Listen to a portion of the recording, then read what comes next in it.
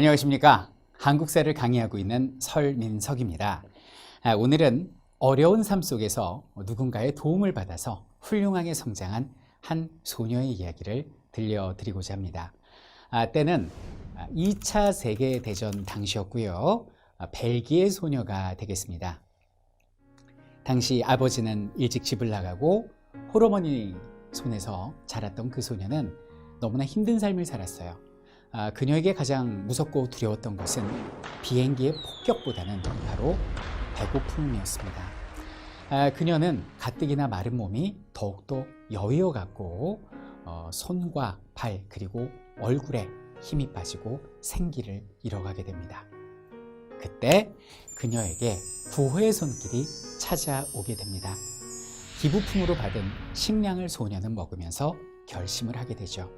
내가 나중에 어른이 되었을 때 훌륭한 사람으로 성장해서 지금의 나처럼 힘들어하는 어린이들을 도와야겠다라는 결심을 하게 됩니다. 그렇게 세월은 지나가고요. 그녀는 꿈을 이루게 됩니다. 1953년 아카데미 여우주연상을 석권하게 되는, 다 아시죠? 바로 오드리 헵번, 이 유명한 여배우로 성장하게 됩니다. 그녀는 여배우로서의 최고의 삶을 살게 되고요. 주체할 수 없는 세계적인 스타로 급부상을 하게 됩니다. 그렇게 30년의 세월이 지나요. 그리고 어느덧 중년, 노년의 나이가 되었을 때 한 기부 모임에서 큰 충격을 받게 됩니다. 자신의 이름으로 기부 행사를 벌였는데요. 굉장히 생각보다 많은 돈이 모인 거예요. 내가 여배우로서 인기가 사라져서 내 삶이 끝난 줄 알았는데 그게 아니구나. 내 이름으로 많은 사람들의 정성을 모아서 누군가를 돕는, 어렸을 때 꾸었던 꿈, 뜻있는 일을 이룰 수 있겠구나라는 깨달음을 얻게 되죠. 그리고 그녀는 그때부터 제2의 인생을 살게 되는데 그것은 바로 박애와 봉사, 기부의 삶이었습니다. 1990년대 초반 아프리카에서의 오드리 헵번의 모습입니다. 어떻습니까? 많은 분들은 이렇게 말씀을 하시죠. 그녀가 진정 아름다웠던 것은 1953년 로마에서가 아니라 1992년 소말리아에서였다고 말이죠. 그리고 진정한 아름다움을 추구하는 많은 사람들에게 그녀는 이런 메시지를 남기게 됩니다.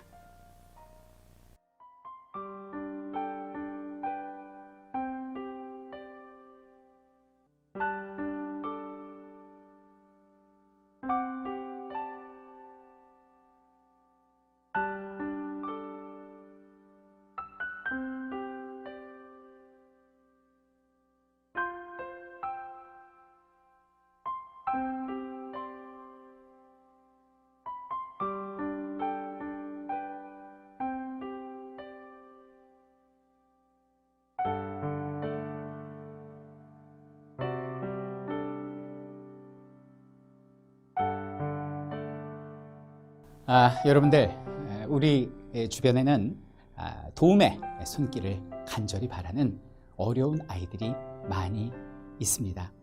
그들에게 우리는 적선을 하는 것이 아니라 나눔을 함께 하는 것입니다. 대한민국 국민 5,500만이 함께 쓰는 우리들의 작은 이야기, 지금 새로운 역사의 한 줄을 여러분들이 써내려가 주시길 바라겠습니다.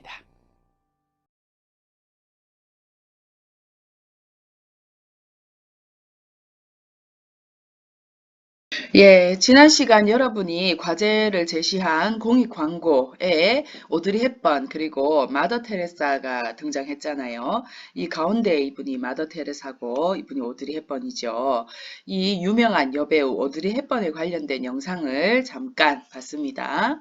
자, 여러분이 지난 시간에 과제를 다 수행을 잘 했는데 또 굉장히 답을 잘 쓴 친구들이 많았어요. 그래서 여러분들이 쓴 답을 활용해서 또 우리 한번 확인해 보도록 하겠습니다. 자, 일단은 이성적 설득 전략을 한번 찾아보자 했는데, 자, 여기에 있는 답들은 여러분이 쓴 답이에요. 선생님 그대로 긁어가지고 왔거든요. 자, 첫째, 아름다운 오드리 헵번은 로마의 휴일에서가 아니라 아프리카에서 만났다라는 문장. 네, 이런 문장은 오드리 헵번이 실제 이런 삶을 살았잖아요. 그래서 오드리 헵번의 실제 삶이 바로 근거가 되는 거예요. 그래서 이런 말들이 설득력이 높아졌다는 거죠. 우리가 정말로 남들에게 모범이 될 만한 그런 삶을 살게 되면은 그 삶이 가장 강력한 근거가 됩니다. 그래서 그렇게 사는 사람이 한마디를 하면 아무도 꼼짝 못 하는 거죠. 그냥 그 말을 듣게 될 수밖에 없는 거죠. 그래서 우리 어른들이 어머니들의 말을 무시할 수가 없는 게 어머니들이 우리를 위해서 실제로 자식들을 위해서 헌신하고 희생하는 삶을 살았잖아요. 그러고 나서 한마디를 하시면 그 어머니의 말을 무시할 수 없는 거죠.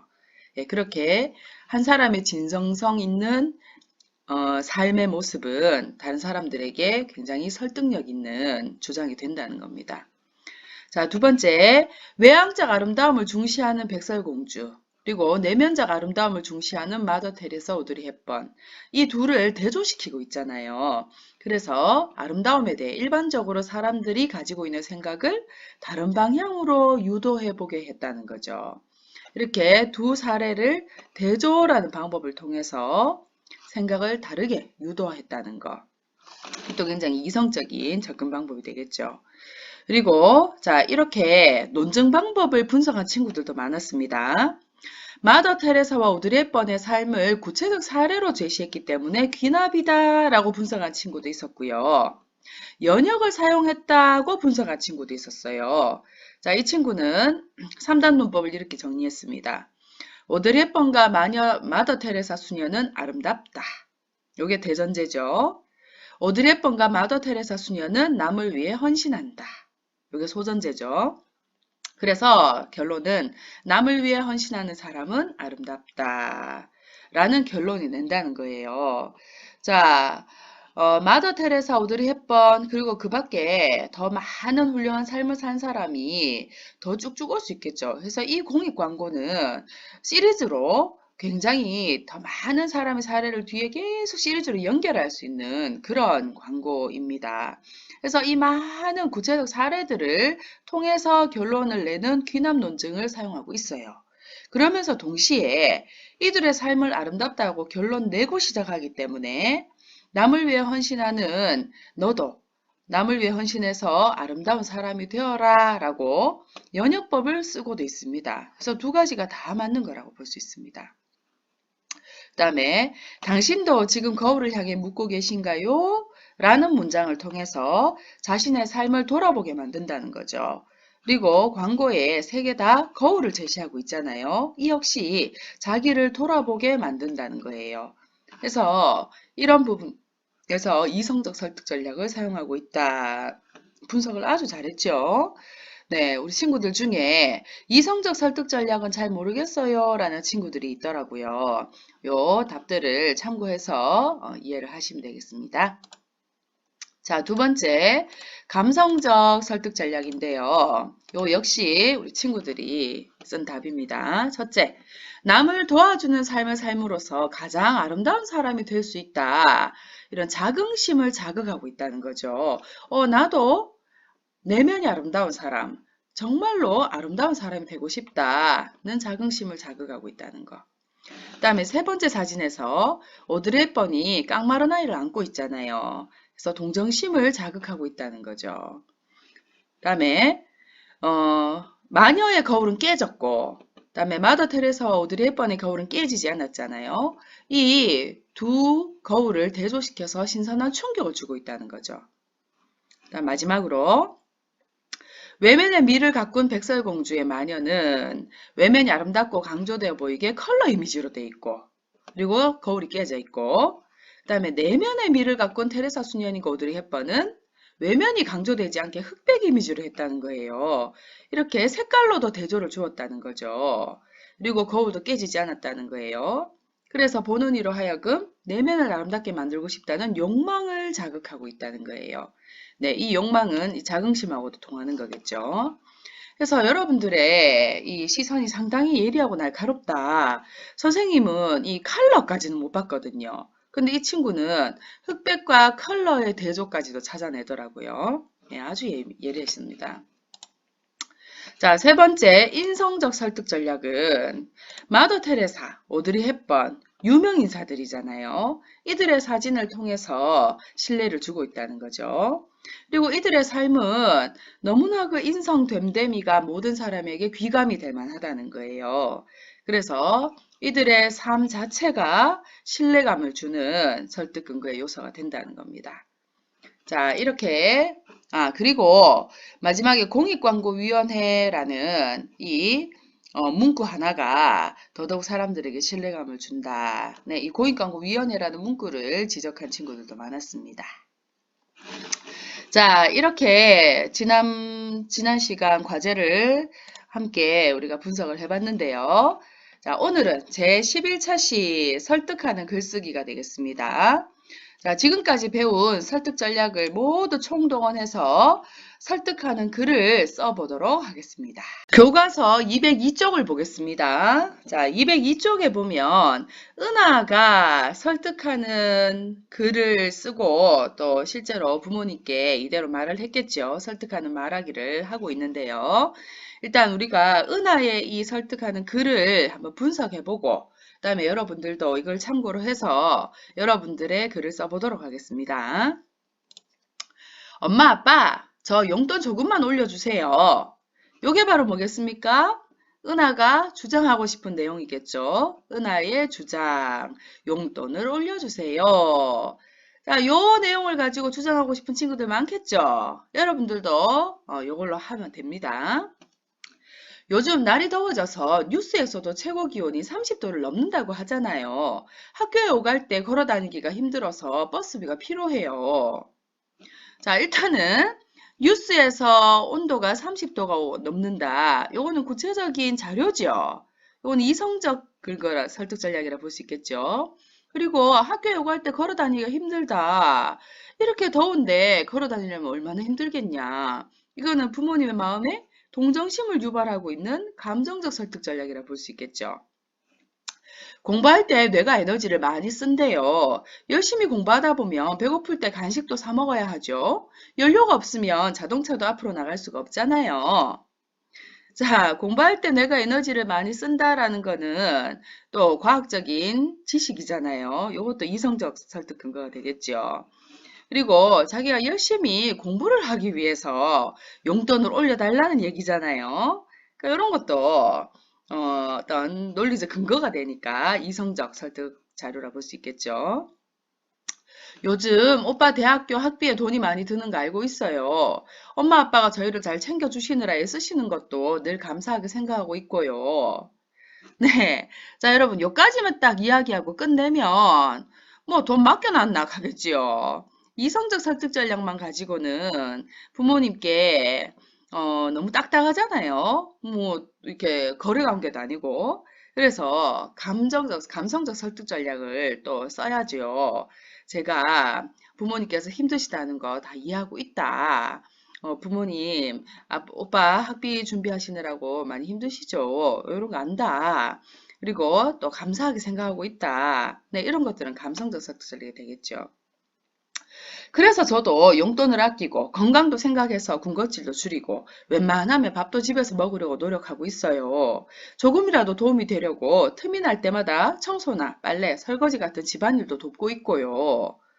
네, 그냥 내가 요구만 해서는 안 되잖아요. 나도 인성이, 나의 됨됨이가 이렇게 갚으려는 사람이다. 나도 이 갚을 수 있는 어떤 갚을 자세가 되어 있는 사람이다. 이거를 또 어필해야 되잖아요. 그러니까 이렇게 돈을 아끼려는 노력도 하고 또 집안에 도움도 되려고 내가 노력하겠다. 이런 건 뭐겠습니까? 인성적 설득 전략이 되겠죠. 네. 해서 착한 딸의 용돈을 이번 달부터 올려주시면 안 될까요? 사랑해요, 엄마, 아빠. 네, 이렇게 여러분 설득을 할 때 세 가지 설득 전략을 다 써야 되는 이유를 알겠습니까? 논리적인 것만 있어서도 너무 딱딱하고 감성적인 것만 있어서는 또 뭔가 설득 근거가 약할 수가 있고 그리고 인성적인 것까지 있어야 듣는 사람에게 신뢰감을 줄 수가 있는 거죠. 그래서 세 가지를 다 이렇게 충실히 활용해서 은하가 설득하는 글을 썼습니다. 자, 요거를 202쪽에 그대로 정리하시면 되겠지요. 은하의 말하기 목적은 은하가 사용한 이성적 설득 전략은 이렇고 자동차 이야기를 한 부분에서 은하가 유추의 논증 방법을 썼다는 걸 알 수 있겠죠. 다음에 감성적 전략은 이렇고 인성적 설득 전략은 이렇다. 네. 그래서 여러분들도 이성적, 감성적, 인성적 설득 전략을 활용해서 이제 설득하는 글을 써보도록 하겠습니다. 자, 먼저 설득 상황을 설정하셔야 되는데요. 선생님이 일단 몇 가지 예를 들어 드리겠습니다. 자, 래퍼가 되고 싶은 학생이 있고 이를 반대하는 부모님이 있어요. 그러면 내가 학생의 입장이 되어서 부모님을 설득할 수도 있고 부모님의 입장이 되어서 학생을 설득할 수도 있습니다. 이렇게 설득 상황을 설정해 놓고 역할을 학생을 할 거냐 부모님을 할 거냐 선택하시는 거죠. 자, 두 번째 설득 상황은 용돈을 더 받고 싶은 학생, 그리고 이대로 유지하려는 부모님, 이렇게 설정해서 학생 또는 부모님으로 역할을 정해서 써볼 수 있겠습니다. 세 번째, 우리 교실만 10분이 더 빨라요, 등교 시간이. 그래서 10분이 더 빠른 등교 시간 때문에 힘든 학급의 학생, 그 다음에 등교 시간을 10분 빠르게 유지하려는 선생님. 서로를 설득하려는 상황으로 할 수 있어요. 여러분이 학생의 입장에서 글을 써도 되고 선생님 입장에서 써봐도 되겠죠. 그리고 친구에게 돈을 빌려줬어요. 이걸 받고 싶은 거야. 이 받고 싶은 학생의 입장에서 써도 되고 당장에 돈을 갖기 어려운 거야.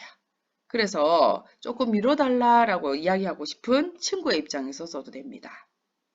자, 그리고 아까 부모님에게 래퍼가 되고 싶은 상황을 설득한다고 했지만 내가 미래에 되고 싶은 직업을 가정을 해서 그 회사의 어떤 인사위원들에게 나를 뽑아달라 라는 상황을 설정해서 설득을 해도 되고요. 네, 이렇게 자유주제로 여러분이 정하셔도 됩니다. 앞에 선생님이 제시한 4가지 설득 상황 중에 하나를 골라서 해도 되고요. 여러분이 마음대로 정해서 해도 돼요.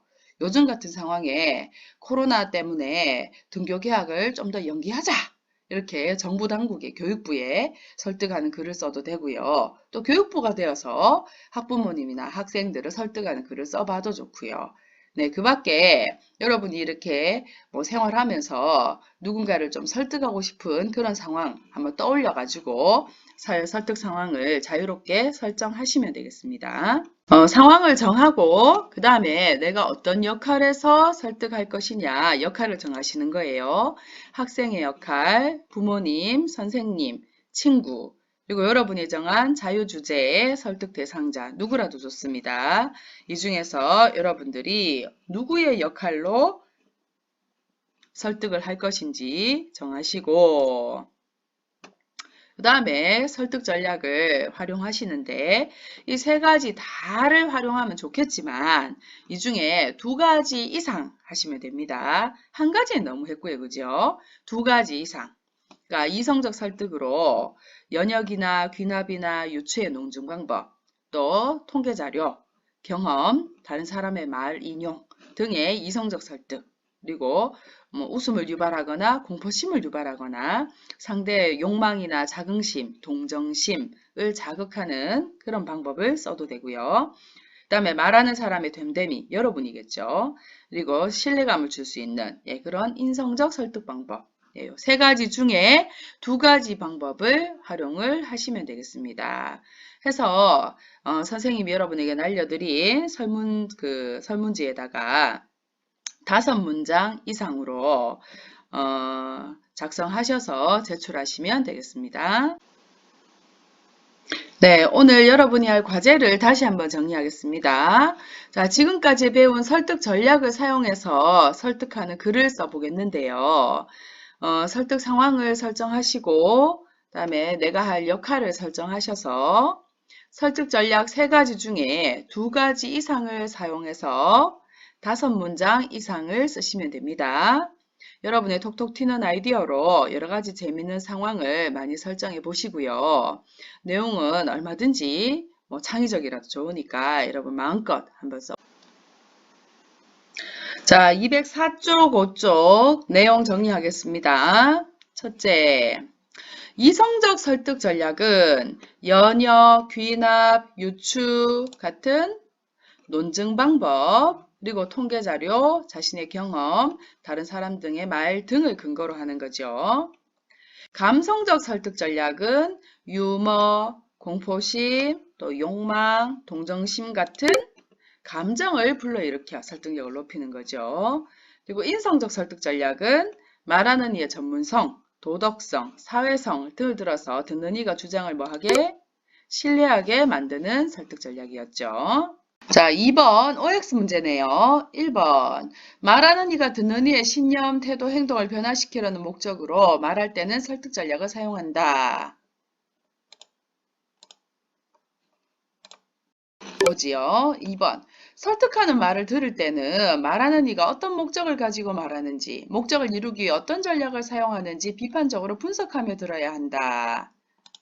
그렇죠. 이렇게 비판적으로 분석하며 듣지 않으면 설득하는 사람의 말에 혹 해가지고 그 사람 말에 그냥 그대로 딸려가는 그런 사람이 되겠죠. 3번 상대방을 효과적으로 설득하기 위해서는 감성적인 요소를 배제하고 논리적인 내용으로만 아니겠죠.